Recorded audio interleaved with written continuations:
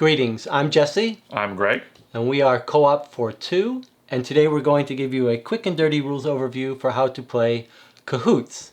And just as a reminder, in these videos we're not going to teach you all of the rules. And this isn't a replacement for reading the rule books, just to give you a flavor. Although today this game is pretty simple, so you probably will get all of the rules.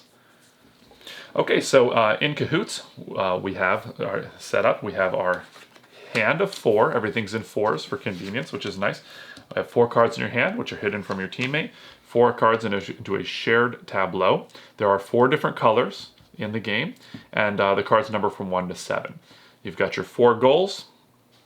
And then depending on the difficulty of the game, you're going to have a small deck of goals that you'll have to be getting through in the game. The game can end in victory if you complete all of the goals that you have out, as well as the goals in the deck. And the game will end in loss if you run out of cards in the deck and your hand, and you have not completed the goals. Which is pretty rare, but it does happen. Let me explain how to play here. So on your turn, you'll play a card from your hand into one of the piles. You can either match the color of a pile or the number of a pile. So I could put any one here or any orange here. And then you'll draw back up to 4 and you'll be your partner's turn. But you will be able to give some information, which Greg will demonstrate in a second. So you want to take your first turn, Greg? Sure. So I will play a 2 onto here, which we will complete this goal. I'll go through very quickly, show you the types of goals that you can complete will be like a straight of 3 in a row, sum of all cards, 2 non-adjacent piles are orange, 3 purple piles.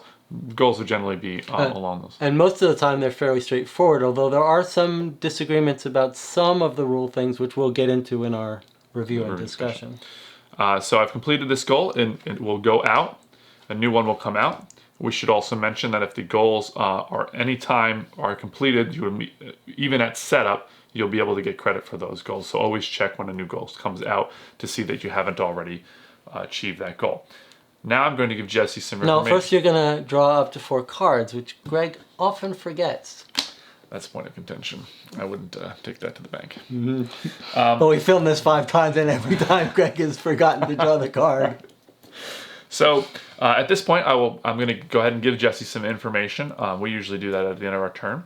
Now the rules are a little fuzzy on how to give the information. For further discussion on that, you can look at our discussion video on Cahoots.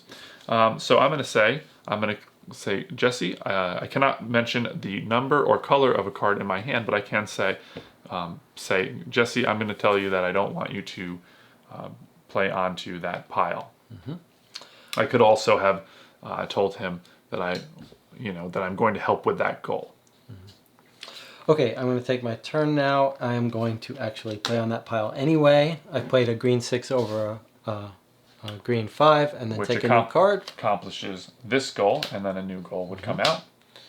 And Jesse should mention that that is the most pleasurable time in the entire game, when you steal the glory from your teammate and make the play that he was intending to play. And you can take this back now.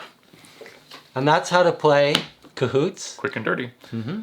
I would also, if you're interested, you can watch our review discussion on Cahoots, which is posted as well. And our full playthrough of the game, which we're about to get started playing right now. See you then.